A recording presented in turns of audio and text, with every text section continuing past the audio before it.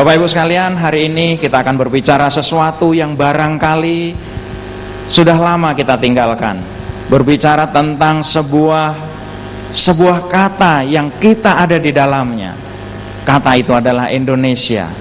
Membangun ekonomi Indonesia, membangun kejayaan ekonomi Indonesia. Bapak Ibu sekalian, kita tahu bahwa pada hari ini kekuatan ekonomi sebuah bangsa sangat ditentukan oleh kekuatan sektor swasta, sangat ditentukan oleh para pengusaha yang ada di dalamnya. Sebuah bangsa yang sektor swastanya lemah, maka bangsa itu akan lemah ekonominya. Tetapi yang sektor swastanya dan pengusaha-pengusahanya kuat, maka bangsa itu akan kuat ekonominya. Kalau kita lihat, ada tiga persoalan bangsa Indonesia hari ini. Yang pertama, menyangkut kehidupan berwirausaha swasta di Indonesia. Lack of entrepreneurship. Jadi kalau tadi Bapak Aswandi mengatakan bahwa terlalu sedikit pengusaha di Indonesia, sebetulnya tidak hanya terlalu sedikit, tetapi entrepreneurship di Indonesia itu terlalu sedikit. Entrepreneurship tidak hanya dibutuhkan oleh para pengusaha, tetapi entrepreneurship juga dibutuhkan oleh pemimpin, dibutuhkan oleh birokrat. Cina tidak maju seperti hari ini kalau Deng Xiaoping, kalau presidennya tidak memiliki jiwa entrepreneurship. Jepang tidak akan maju seperti hari ini kalau mereka para pemimpinnya tidak memiliki entrepreneurship. Sedangkan di Indonesia, jumlah kita sendiri, jumlah para entrepreneur sendiri sudah sangat kecil. Sebuah bangsa yang maju membutuhkan paling tidak 2% entrepreneurs. Kalau kita lihat berapa yang dimiliki oleh Amerika, 11%. Berapa banyak di Cina, 6%. Berapa banyak di Singapura, hampir 6,7%. Berapa di Indonesia? Di bawah 1%, bahkan di bawah 0,5%, bahkan di bawah 0,2%, tepatnya 0,18%. Artinya ini sebuah PR yang luar biasa. Di samping bagaimana kita menumbuhkan anak-anak muda yang menjadi entrepreneurs, juga kita butuhkan adalah entrepreneurship yang dimiliki oleh pemimpin-pemimpin kita.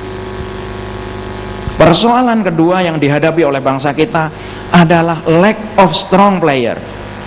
Tadi disampaikan bagaimana keadaan dari pengusaha-pengusaha kita. Pengusaha-pengusaha kita, saya melihat sesuatu keadaan yang luar biasa. Tidak hanya pengusaha-pengusaha kecil yang keadaannya sangat sulit, tetapi juga pengusaha-pengusaha yang besar. Pengusaha yang terlihat besar tetapi menjadi beban negara. Inilah lack of strong player. Indonesia membutuhkan pengusaha-pengusaha yang sangat kuat, bukan hanya banyak tetapi sangat kuat. Itulah IIBF mencanangkan ingin mencetak 1 juta pengusaha kuat di tahun 2020. Dan mudah-mudahan Bapak Ibu sekalian yang ada di hadapan saya adalah orang-orang yang di antara 1 juta itu. Persoalan yang tidak kalah pentingnya dan menjadi persoalan yang sangat krusial di bangsa Indonesia adalah lack of character. Apa yang dibangun oleh kita semua hari ini adalah membangun karakter. Rasulullah yang dibangun adalah karakter. Rasulullah tidak membangun gedung yang tinggi, tidak membangun jembatan yang panjang, tetapi karakter yang dibangun. Indonesia untuk maju bisa belajar dari Jepang, bisa belajar dari Cina, bisa belajar dari Amerika. Tetapi kenapa kita tidak ada yang jadi sama sekali di Indonesia? Karena ada satu kata yang hilang, karakter. Termasuk di dalamnya adalah pembelaan terhadap bangsanya sendiri. Bagaimana keadaan kita hari ini? Kalau tadi Bang Aswandi menyampaikan bahwa kuasailah pasar. Kuasailah pasar. Kenapa kita tidak menguasai pasar? Karena kita tidak tahu bahwa itu harus kita kuasai. Bapak Ibu Bapak Ibu sekalian, kita lihat kalau Indonesia, kalau rumah itu adalah surga buat kita, maka ternyata Indonesia tidak menjadi surga buat kita. Indonesia menjadi surga untuk produk-produk orang lain. Tapi benarkah kita lihat pasar tekstil di Indonesia ternyata 80% dikuasai oleh asing. Apa artinya 80%? Artinya bahwa kita bangsa Indonesia tidak berbuat apapun untuk pasar kita. Pasar tekstil Bapak Ibu sekalian, yang kita tahu bahwa kita itu sangat kuat di tekstil, yang kita pikir 80% dikuasai oleh asing. Sedangkan pasar farmasi 80% juga dikuasai oleh produk-produk asing.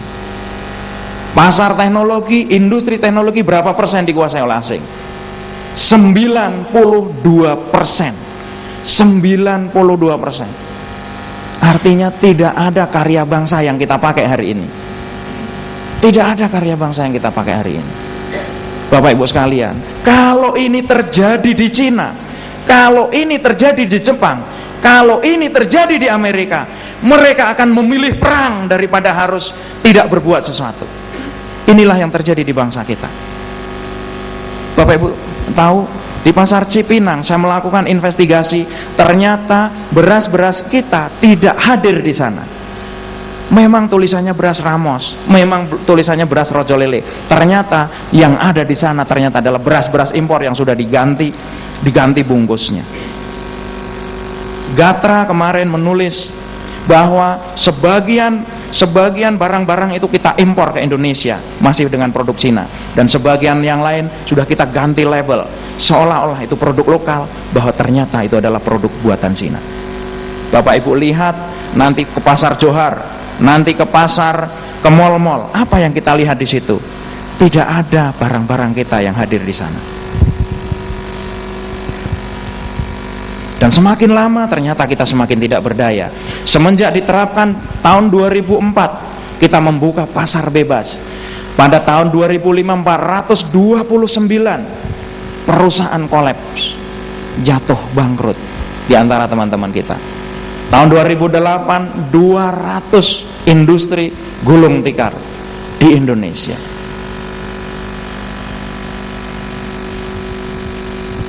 Tahun 2010 saya masih ingat teman-teman kita di pemerintahan mengatakan bahwa angka perdagangan kita naik ke Cina, ekspor kita naik ke Cina dibandingkan tahun 2009 ke 2010 naik sekitar 3 miliar dolar. Tetapi ternyata defisit perdagangan tidak pernah kita bicarakan. Pada tahun 2010 defisit perdagangan kita dengan Cina mencapai 5,3 miliar dolar. Dan hampir dengan negara-negara lain defisit perdagangan kita sangat tinggi. Apa artinya ini? Artinya ada barang-barang yang masuk luar biasa ke Indonesia, yang akan segera menggilas produk-produk yang kita buat. Mau kemana bangsa Indonesia? Mau kemana para pengusaha Indonesia? Bapak Ibu sekalian, kita sensus tahun 2010, penduduk kita 230 juta jiwa. Apa artinya ini? Artinya kita hampir setara dengan Amerika.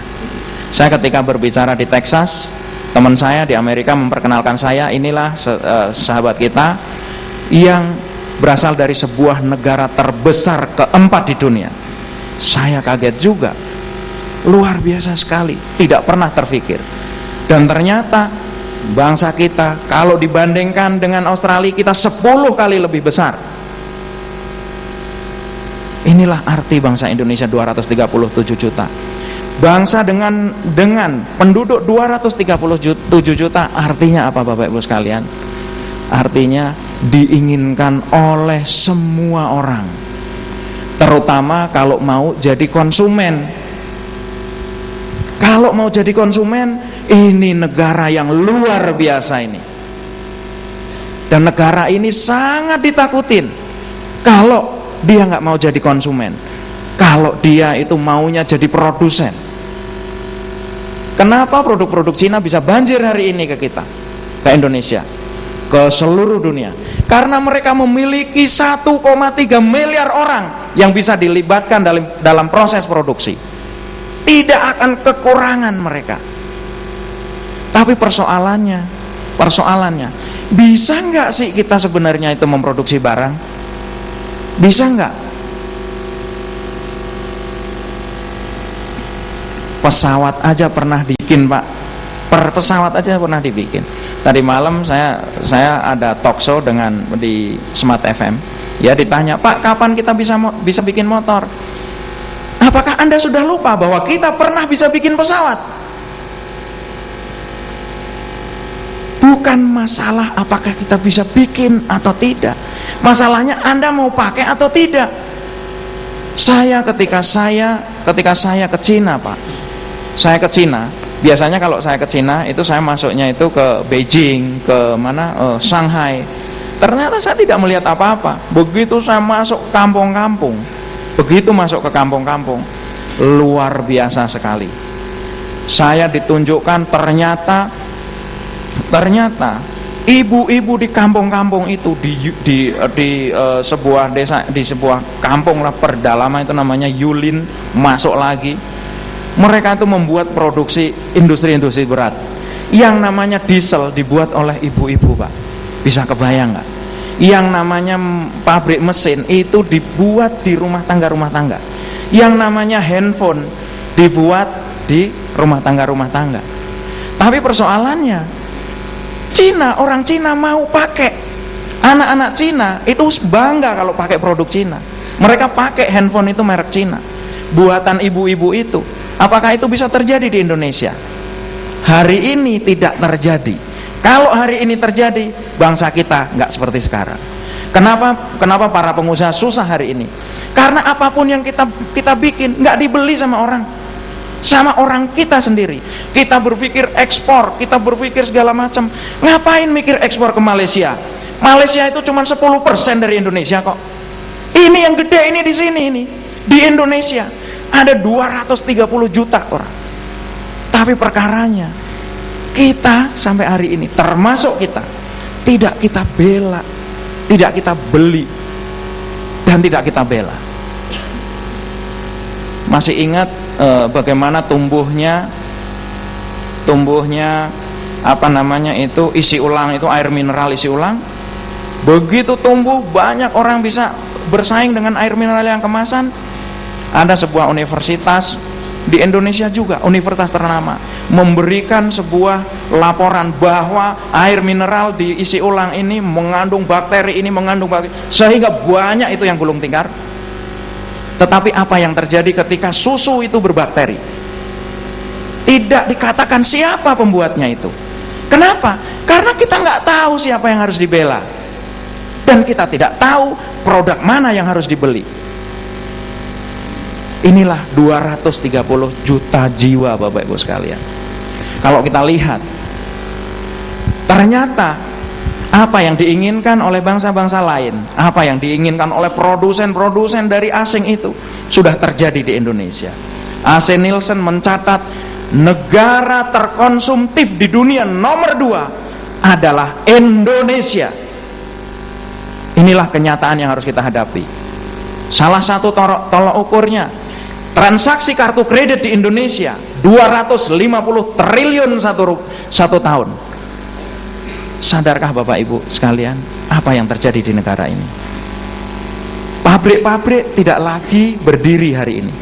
Yang berdiri adalah mal-mal di sepanjang sudut. Anak-anak kita nggak bisa kalau Sabtu Minggu itu nggak ke mall. Itulah hari ini. Jadi kita udah menjadi bangsa yang terkonsumtif nomor 2 di dunia. Nomor 2 di dunia. Tidak ada negara yang konsumtif itu menjadi negara kaya, Bapak Ibu sekalian. Dan sekali lagi, kalau ini terjadi di Cina, mereka memilih perang daripada berdiam diri.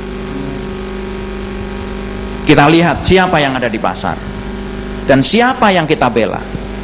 Ini adalah sebuah produk yang menguasai pasar air minum di Indonesia, memiliki 400.000 outlet. Berapa salesnya? salesnya 10 triliun 1 tahun Bapak Ibu sekalian. 10 triliun rupiah. Seberapa besar 10 triliun? 10 triliun itu lebih besar dari Bank Senturi yang setiap hari kita ributkan.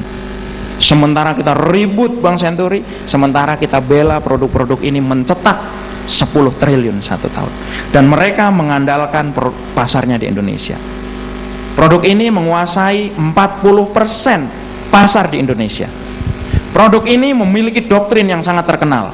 Karyawan dan anak-anaknya tidak boleh minum kecuali minum produk ini. Lain lagi dengan perusahaan ini.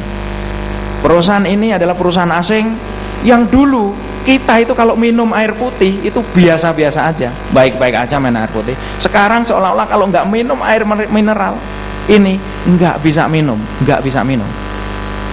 Perusahaan itu sehingga hebatnya menguasai 93% pangsa air minum dalam kemasan di Indonesia. Siapa yang membesarkan mereka? Siapa yang membela mereka? Kita semua. Sehingga teman-teman kita seperti Mbak Dina segala macam yang main air minum susah banget jualan, susah banget. Termasuk nih Kang Heri, ya Kang Heri perusahaan air minum juga ya. Mereknya apa Kang?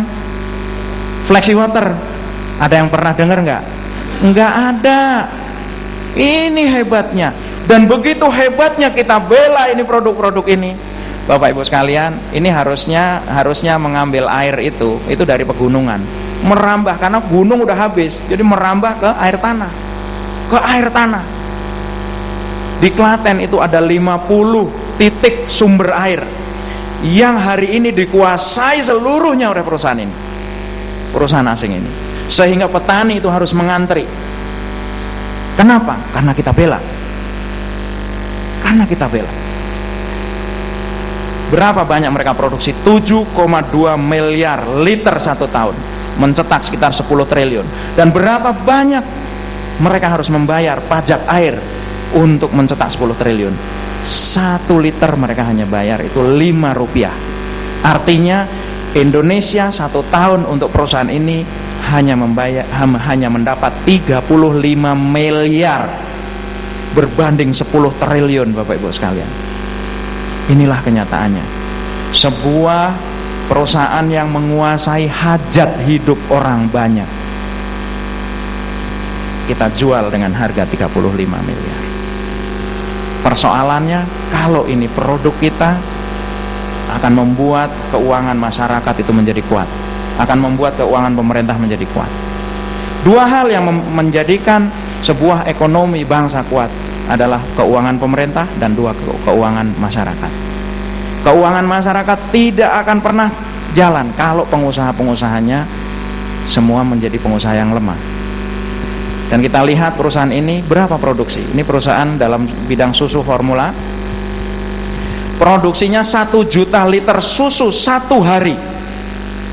Perusahaan ini mengatur 80% sumber suplai dari petani-petani lokal.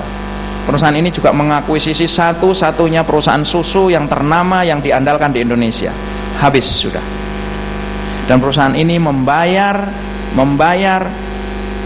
petani lebih rendah dari harga susu dunia. Berapa mereka bisa create 1 tahun, Bapak Ibu sekalian? Inilah pasar di Indonesia. Pasar yang begitu hebat, pasar yang kita lupakan, pasar yang kita bela untuk produk asing. Mereka mencetak 200 triliun 1 tahun. Berapa banyak 200 triliun?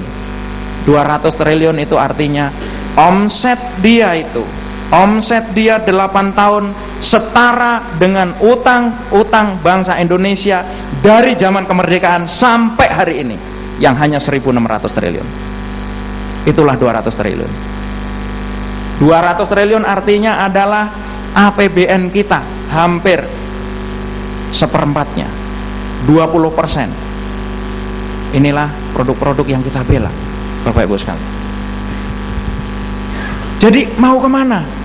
Kalau kita bicara tentang pasar tradisional, ternyata produk-produk kita masuk ke pasar tradisional juga udah susah.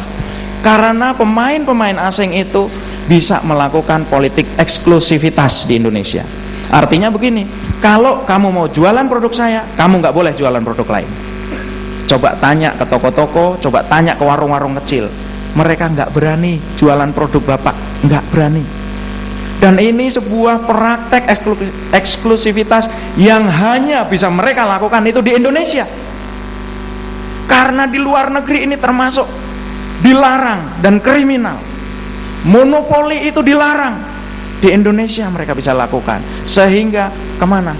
Saya ingin tanya produk Bapak Ibu sekalian, kemana?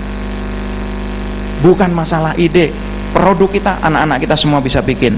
Masalahnya kita nggak bisa salurkan kemana-mana. Dan tidak dibela oleh kita sendiri. Sementara pasar tradisional juga udah mati. Banyak yang mati oleh pasar modern. Pasar modern Bapak Ibu sekalian, jangan mimpi produk kita itu masuk ke sana dan bisa bersaing. Satu produk untuk masuk ke pasar modern, satu produk dengan 4 item itu kita bisa keluarkan 200 juta untuk listing fee. Sedangkan potongan penjualannya berapa? 22%. Berapa perusahaan-perusahaan yang saya tadi sebutkan, 4 perusahaan itu, listing fee yang harus mereka bayar, sedangkan mereka punya ribuan item. Berapa mereka harus bayar? 0 rupiah. 0 rupiah. Inilah kenapa pasar modern itu bukan sahabat kita. Karena mereka menggusur pedagang-pedagang kecil. Karena mereka menghambat tumbuhnya produk-produk baru, pengusaha-pengusaha baru. Tetapi siapa yang berbelanja ke sana? Kita semua. Kita semua Bapak Ibu sekalian. Kita nggak pernah berbicara tentang hal ini. Kita hanya berbicara bagaimana kita menciptakan produk. It's not about the create the product. Masalahnya kita mau beli atau tidak. Jadi kalau zaman dulu kita tidak menguasai tanah air kita Bapak Ibu sekalian, ternyata hari ini kita tidak menguasai kehidupan kita. Kita tidak menguasai kehidupan kita. Sadarkah Bapak Ibu sekalian? Kita tidak menguasai kehidupan kita.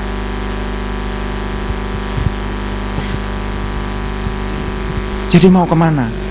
Kalau saya bicara Departemen Perdagangan Indonesia, setiap hari beriklan, logo ini mereka yang ciptakan. Aku cinta produk Indonesia, 100% cinta. Ngapain buang-buang duit? Apa yang mereka iklankan, apa yang mereka lakukan sama sekali berbeda. Siapa yang membuat produk-produk itu masuk secara bebas hari ini? Orang yang sama yang menciptakan logo ini. Teman kita sendiri. Departemen Perdagangan, Menteri Perdagangan yang seharusnya berdagang untuk produk kita, berdagang untuk produk orang lain. Itulah yang terjadi di negeri ini. Jadi sebuah sejarah yang selalu diulang. Bapak Ibu sekalian, dengan perdagangan bebas tahun 2004, saya tadi paparkan bahwa di tahun 2005 sudah ada hampir 429 perusahaan tutup. Terus begitu akhirnya tahun 2010 Permerindak nomor 39 ada mengeluarkan sampai hari itu 54.457 pos dibebaskan sampai 0%. Bapak Ibu sekalian, satu pos aja cukup untuk membuat kita susah. Kita harus melawan 54.000 pos. Ada lagi Peraturan Menteri Keuangan tahun 2010 nomor 241. Mereka membebaskan barang jadi sampai 0%, sementara bahan baku yang kita butuhkan itu dikenakan biayanya. Apa yang terjadi di negeri ini? Ini satu fenomena yang saya curiga hanya terjadi di bangsa kita. Hanya terjadi di bangsa kita Bapak Ibu sekalian. Selalu sebuah sejarah diulang. Sejarah pilu yang selalu diulang berulang-ulang. Kita masih ingat Bapak Ibu sekalian berbicara tentang teknologi. Tahun 1976 berdiri IPTN. IPTN dipimpin oleh Bapak Habibie yang saya sangat heran. Ada orang Indonesia sehebat ini. Pak Habibie pada saat itu adalah Vice President dari sebuah perusahaan aeronautika di Jerman, namanya MBB, Messerschmitt Bolko Blom namanya. Dia sebagai Vice President. Beliau keluar kemudian mendirikan tahun 76 ini IPTN. Apa yang dilakukan oleh IPTN adalah merintis, membangun industri pesawat terbang, yang pada saat itu langkah pertama yang dilakukan adalah dengan bekerja sama dengan industri yang sudah mapan. Waktu itu bekerja samanya dengan MBB juga dan juga dengan KASA. Maka lahirlah pesawat-pesawat rakitan seperti Bell NBO 105, NBL 412. Kemudian setahun lagi kemudian lahir NSA 330 Super Puma dan sebagainya. Itulah prestasi. Saya masih ingat Pak Habibie selalu mengatakan, mulailah dari yang akhir dan akhirlah dari yang awal. Artinya kita berpikir seperti apa nantinya Indonesia itu. Pak Habibie selalu bilang bahwa Indonesia satu saat adalah sebuah negara, sebuah bangsa yang sangat disegani di dunia ini. Karena negara bangsa ini menciptakan sebuah produk-produk high-tech yang luar biasa. Dan kalau kita bisa menciptakan pesawat, maka menciptakan sepeda motor akan dibeli oleh semua orang. Kalau kita bisa menciptakan pesawat, maka mobil akan dibeli oleh semua. Itulah sebuah pemikiran, mengawali dari yang akhir dan mengakhiri dari yang awal. Artinya kita harus setahap demi setahap. Maka pada saat itu yang dilakukan oleh Habibie adalah dengan bekerja sama dengan MBB dan KASA. Berhasil dalam satu tahap ini, maka mulailah IPTN meneruskan ke tahap yang selanjutnya. Kalau dulu pesawat rakitan, hari ini kita harus bisa bikin meskipun sedikit. Kita bicara separuh-separuh. Pada saat itu terciptalah membentuk industri dengan KASA dan perusahaannya disebut Airtech Industries. Lahir produk-produk seperti CN235. CN235 itu sebuah pesawat yang bisa mengangkut 35 penumpang, yang pesawat ini sangat cocok untuk kepulauan dan sangat murah pengoperasiannya, sangat murah maintenance-nya. Hari ini pesawat CN235 masih dipakai di Filipina dengan zero accident. Sebuah prestasi yang luar biasa. Itulah karya bangsa Indonesia. Pada tahun 1993 IPTN mengikuti Paris Air Show, Bapak Ibu sekalian. Di sana pesaing terberat adalah pesawat ATR 72 yang dari Paris sendiri. Bahkan pada saat itu ada satu wawancara Bapak Habibie, karena ATR itu melakukan apapun agar bisa bersaing dengan produk Indonesia. Mereka bilang bahwa kecepatan pesawat ATR itu bisa melebihi begini, melebihi begitu. Habibie dalam sebuah wawancara bilang, apa yang dikatakan mereka itu bohong. Mereka pakai mesin ini dengan spesifikasi ini, dengan kecepatan seperti ini. Akhirnya orang di seluruh dunia lebih percaya Habibie kepada orang-orang luar negeri itu. Dan Bapak Ibu tahu prestasi yang dicapai oleh anak bangsa kita. Pada saat itu dari Paris Air Show itu didapat 120 order pesawat.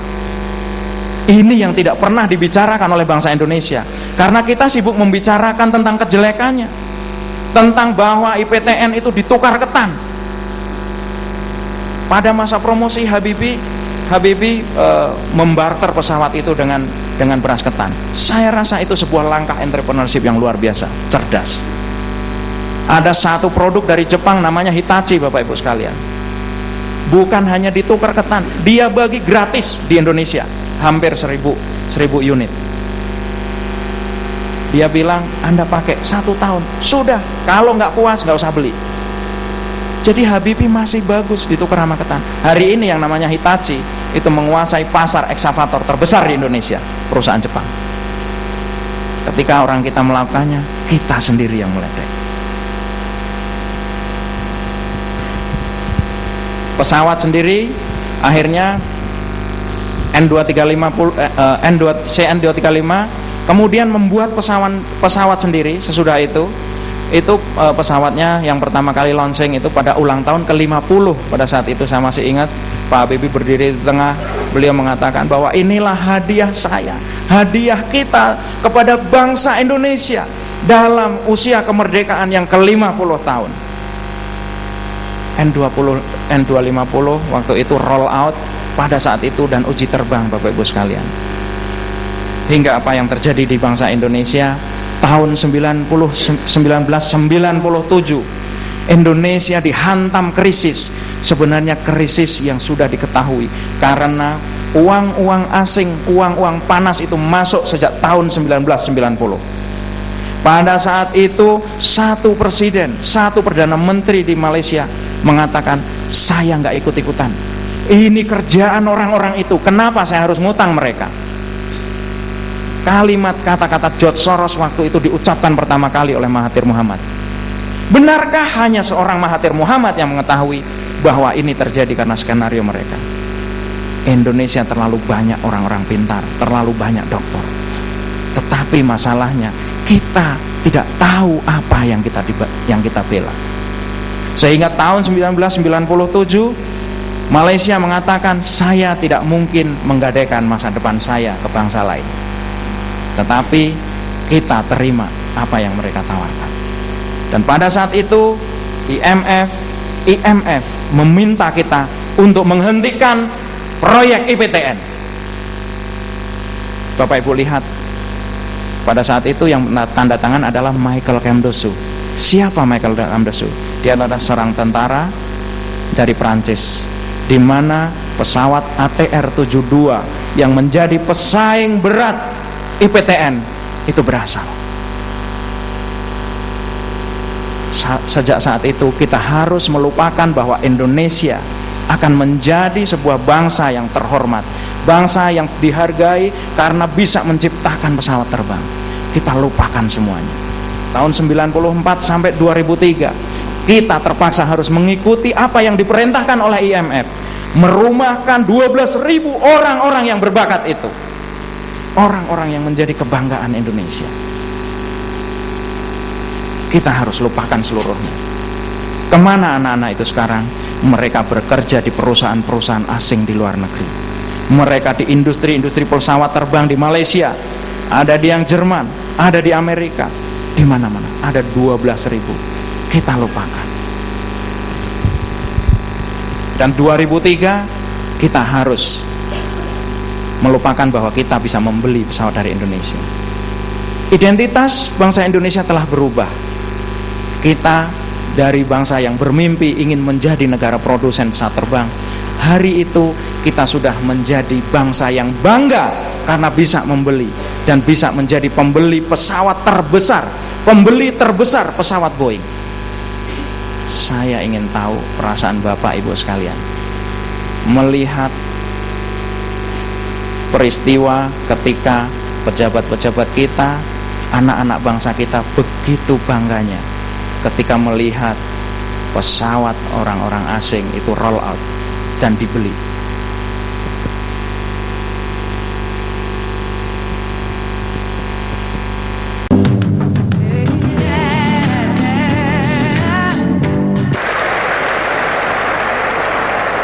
Good morning.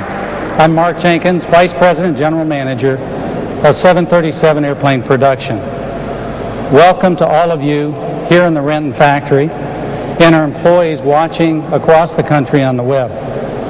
I'd also like to welcome the people of Indonesia who are viewing this ceremony via satellite. To you, I say, Selamat pagi. And we are honored and humbled that representatives and the Indonesian government have taken time to join us today.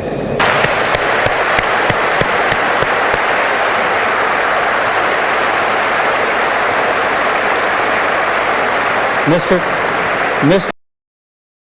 Director General of Air Transportation from Indonesia's Civil Aviation Department.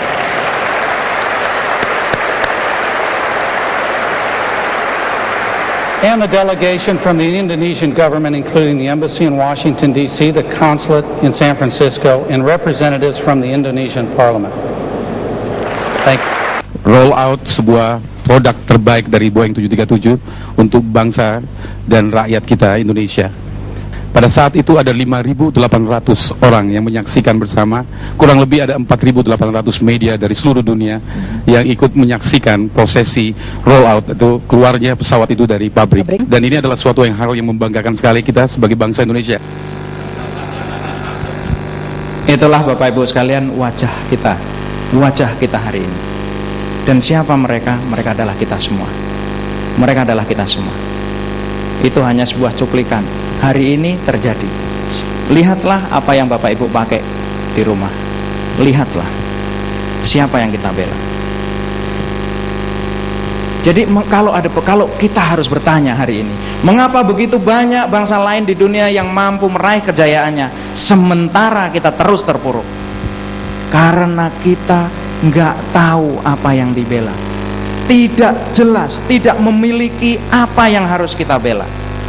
Kalau dulu kita bisa lolos dari penjajahan dan merdeka karena ada satu kata yang kita bela, ada satu nilai yang kita bela, merdeka.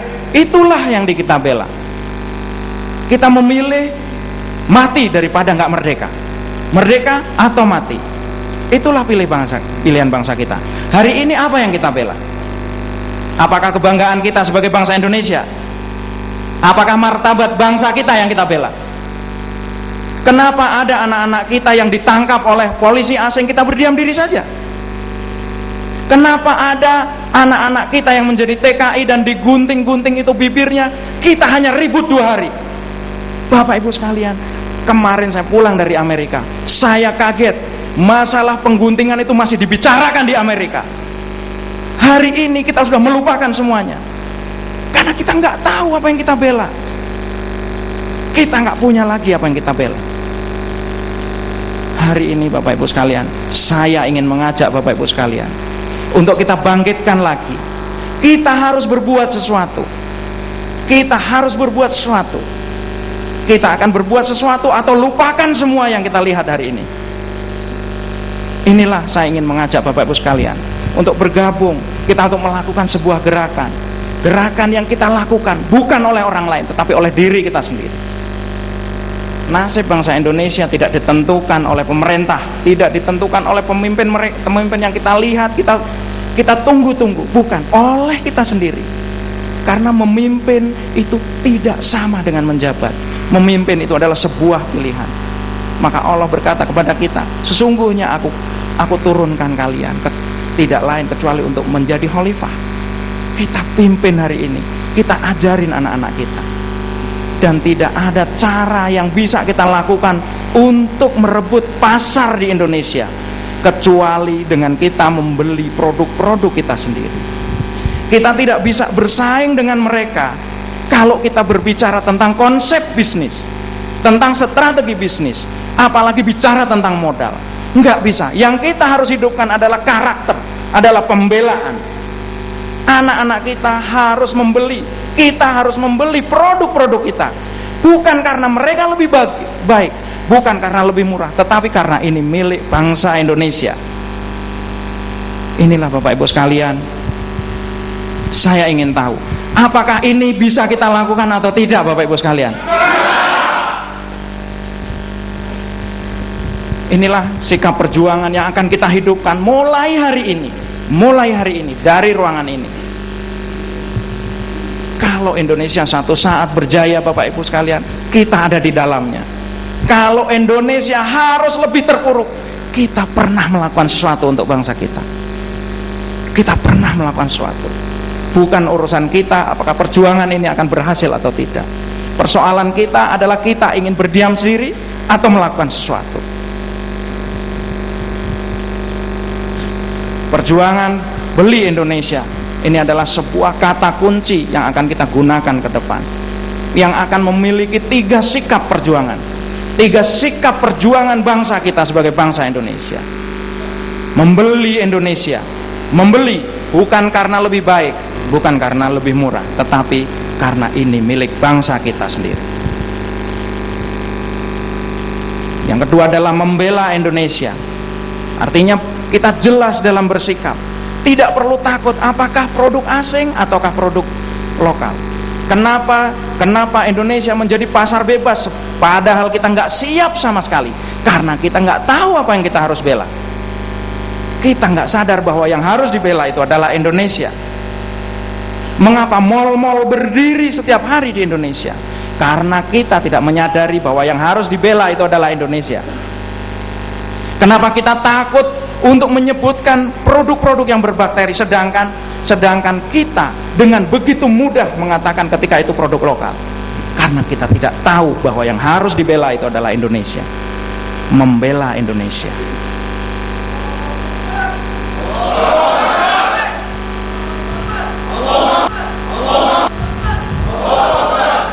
Bapak Ibu sekalian, dan yang ketiga adalah menghidupkan persaudaraan.